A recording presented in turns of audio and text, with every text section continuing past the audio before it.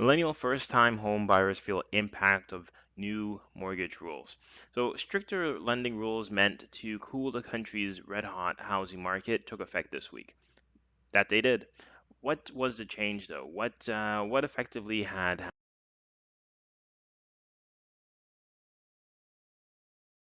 involved in that? There's a qualifying rate, and then there's a contract rate. So the contract rate is the rate that you'll actually be paying on the mortgage, right? So if you have a 5-year fixed rate at, just say what, 1.99, for instance, that means that's the rate you're going to be paying. But in order for you to get that rate, you actually had to be qualified based on affordability at a higher rate. So that would have been 4.79, and as of June 1st, it's 5.25.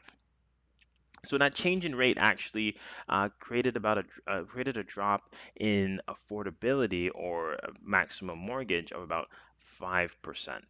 Meaning, if you, for example, if you were previously, if you're on May 31st, you could qualify for a mortgage at $100,000. On June 1st, that would have dropped to 95,000.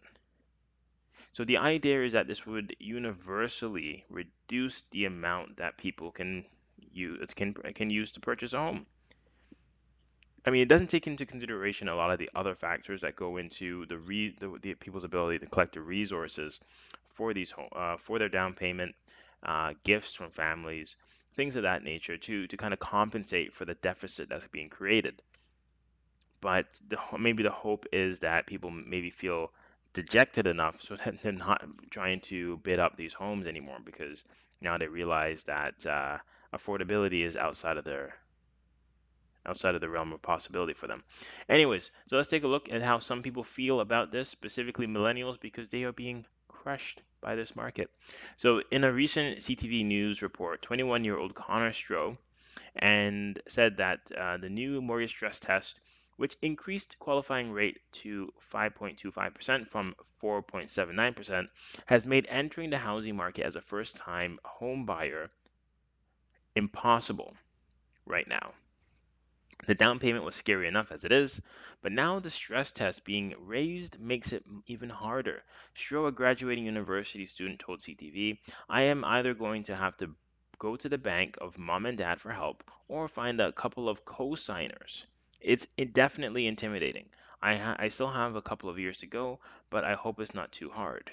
Polls show that increasing number of millennials in Canada are already in financial despair from mounting personal debt and stagnant salaries, making home buying a home unattainable for many in the age group. I'm really wondering what is the point of being in Canada?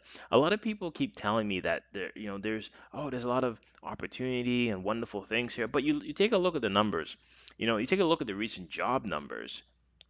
Dismal, absolutely dismal, right? We're supposed to be in a recovery mode right now. Absolutely dismal job numbers. The Our politicians don't really seem to care about this particular issue. They're not really doing anything to address the fundamental issues around housing, around anything really. I really don't understand it. We're seeing a generation that's essentially being left behind here, and nothing's really being done to address it. So it gets to a point where the word kind of gets out, and other people will start to realize, why would I go to Canada if I can't buy a home, get a good job, or really, raise a family that I want? What is attractive about this country? I'm paying high taxes. I can't do anything. Why would I come here? And if that's something that somebody can explain to me, right? Why they would what is the most attractive parts of Canada today, right? Not the fantasy that we're living in a world 15, 20 years ago, right? Today, what is the benefit to come to this country and raise your family, right? Because there are other places out there that are still relatively safe, right? They offer a lot of other benefits. Even the country to the south of us, you stay away from certain states or certain areas, you're going to be very very safe. But you can also pay a fraction of the cost for housing, a fraction of the cost for in taxes, a fraction of the cost of a lot of these things. right? And yeah, maybe there's some trade-offs that you have to make, and you can decide that personally. But my question is, what is the overwhelming benefit to staying here? And if you're going to say that it's just the healthcare system, well, I mean, there are other places that have public health. It's not just Canada, right? So what is that main benefit to being in Canada? Because I don't know what's going to really drive or create the support level for a lot of the prices. If there's not going to be a lot of new entrants into the market over the next few years, if we're creating such a circumstance or such a country where it's just not attractive, right? It's just not going to be attractive long term. uh, it's very easy to get pulled or lulled into a false sense of security because things are going well or seem to be going all right now. But that's not the point. The point isn't what is happening right now. The point is the trajectory. What is it going to look like in 10 years? Because if you buy a house, you're not going to just exit in the next couple of years. The whole idea is to plant roots, create a life, right? But if the possibility for creating a life isn't very viable here, what is the purpose of being here? Right? There are a lot of other wonderful countries out there in the world that provide a lot of great benefits. And I think, for the younger generation, for millennials and younger, it's really time for them to kind of open their eyes and see what else is out there, right? Because you got to go where it treats you the best at the end of the day. I really do believe that. There's a YouTuber, Nomad Capitalist. He keeps saying that you have to go where it treats you the best. And why would you? How could you disagree with that? How could you disagree? I don't know. Anyways, this is a massive aside, but it just seems like there is so much despair going on with this younger generation. They're feeling absolutely defeated, and there is nobody's really taking their concerns seriously. So they have concerns not being taken seriously, and they're just really being told to suck it up and just deal with it. It was bad in my day too, but I had to deal with yada yada yada yada, and that's it, and that's really it. So yeah, I mean we've seen such a massive run up in prices of homes. We haven't seen a corresponding increase in corresponding increase in wages or anything of that nature, and or really the groundwork hasn't really been laid or for a transition into really other um, into high paying work for most people, right? So what are you supposed to do? What are you supposed to do if you're making the average income in Canada? You'll never be able to save up enough money for the down payment, and you'll never be able to afford the mortgage. That's it, and that's really it. That's why there's so many people that are absolutely in despair right now. So I know some people who are tens of thousands of dollars in student debt. Told CTV the opportunities are very few and far between to earn an income at my age. And according to Tracy Valco, a mortgage broker in Kitchener, Ontario, the new rules don't address the larger issue of housing supply. The real issue here is supply, Valco told CTV News. We've got a lack of supply. We keep saying this. This has been drummed over and over and over again. But what is being done to address this issue of housing supply? We don't have an issue. There's enough land out there. Where is the supply? Where is the supply coming from? Why is there? I mean, what we want to create a bunch of we're gonna government initiatives for basically everything outside of addressing the main concern, which is housing supply. Build more homes. That's it. Like if you have to create incentive for homes to be built, then that it is what it is. But you can't. Why are we creating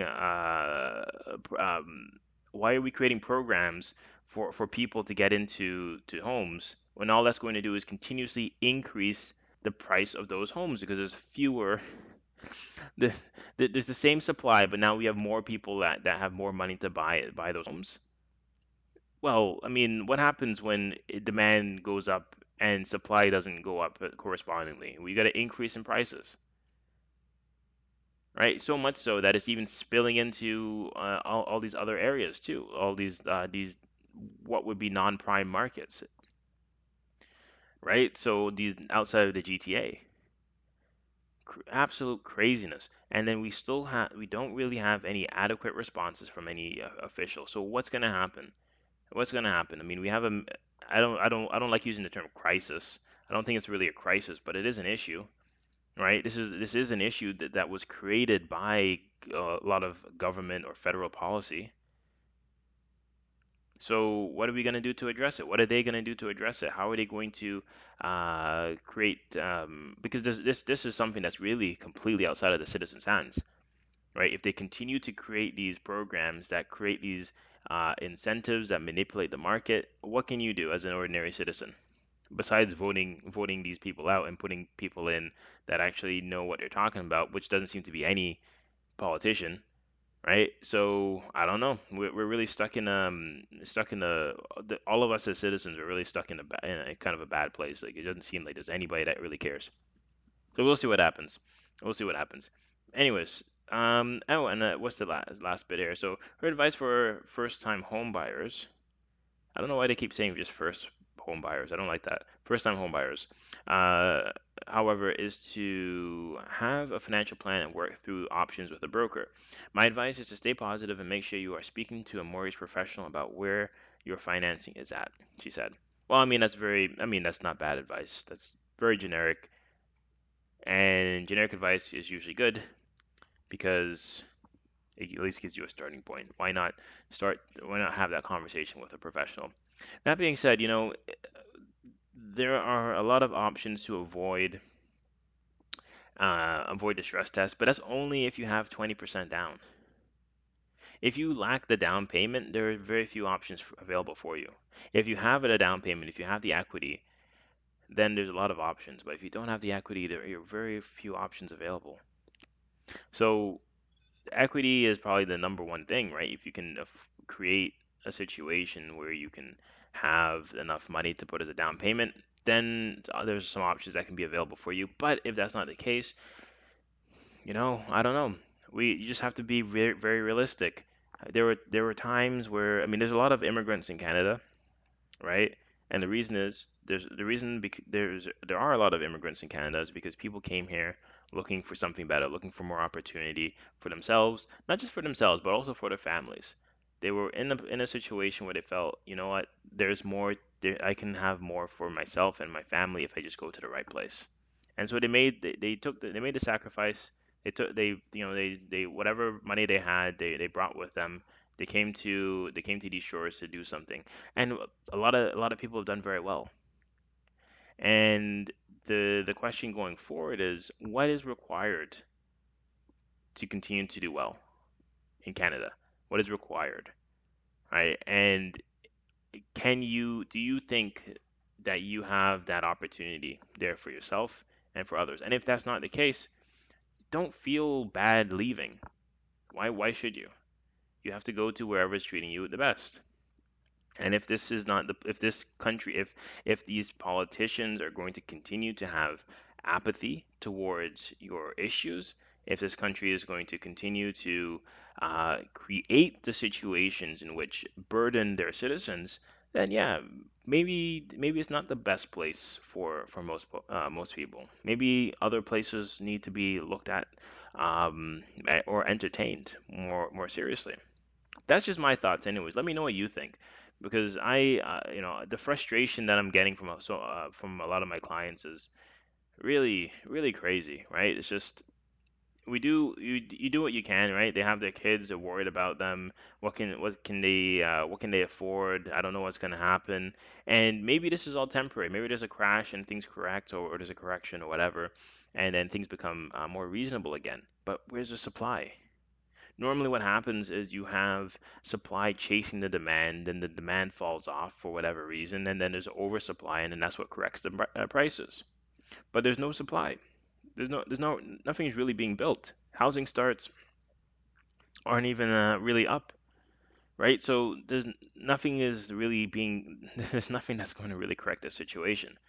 outside of just absolutely plummeting demand. But even then, there's a kind of a floor that's placed there. Without new housing coming onto the market, what's really going to change the prices? Let me know. Like, I could be completely wrong here, but that's just the way I'm seeing it.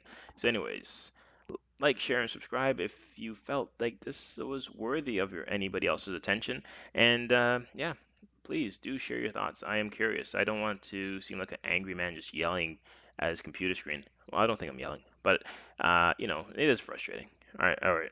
You have yourself a great rest of your day, and we'll talk soon. Take care.